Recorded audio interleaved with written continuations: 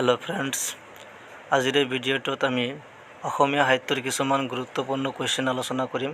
আপোনালোকে যদি চেনেলটোক সাবস্ক্ৰাইব কৰা নাই তেনেহলে চেনেলটোক সাবস্ক্ৰাইব কৰি ৰাখিব। অসমীয়া সাহিত্যৰ চক বিভিন্ন প্ৰতিযোগিতামূলক পৰীক্ষাৰ কাৰণে বহুত ইম্পৰ্টেণ্ট। কুৱেশ্যন নম্বৰ 1 চক জোনাকী কিমান চনত আনি গুৱাহাটীত প্ৰতিষ্ঠা কৰা হয়? ইয়াৰ আনসাৰটো হ'ব 1901 চনত।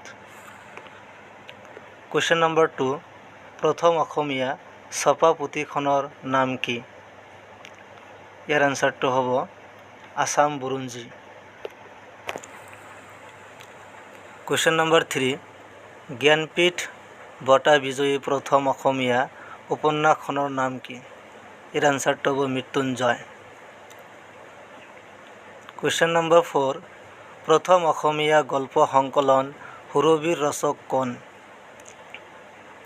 Answer Lakshminath Bezbaroa. Question number 5 কম্পিউটাৰত লিখা প্ৰথম অসমীয়া কিতাপখনৰ নাম কি? এনসাৰ মই প্ৰেমত পৰিলোঁ। কুৱেশ্যন নম্বৰ 6 জনজাতীয় জীৱনৰ ভিত্তিত ৰচিত প্ৰথম অসমীয়া উপন্যাস কি? Answer Miri Jiyori. Question number 7 অৰুণোদয়ৰ প্ৰথম সম্পাদক কোন আছিল? Answer Nathan brown. Question number 8 অসমীয়া সাহিত্য সংস্কৃতিৰ প্ৰাণ পুৰুষ কোন? এনসাৰ শংকৰদেৱ। কুৱেশ্যন নম্বৰ 9 নামঘোষাৰ ৰচক কোন? এনসাৰ মাধৱদেৱ। কুৱেশ্যন নম্বৰ 10 মিৰি জীয়ৰী উপন্যাসখনৰ ৰচক কোন? Answer Rajanikanta Bordoloi. Question number 11 Asam Sahitya সভাৰ প্ৰথম অধিৱেশন কিমান চনত হৈছিল? এনসাৰ 1917 চনত। কুৱেশ্যন নম্বৰ 12 জোনাকীৰ প্ৰথম সম্পাদক কোন আছিল? Answer Chandra Kumar Agarwala. Question number 13 প্ৰথম আধুনিক যুগৰ উপন্যাসখনৰ নাম কি? এনসাৰ ভানুমতী।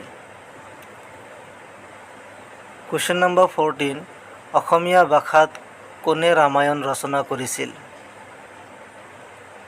এনসাৰ মাধৱ কন্দলী।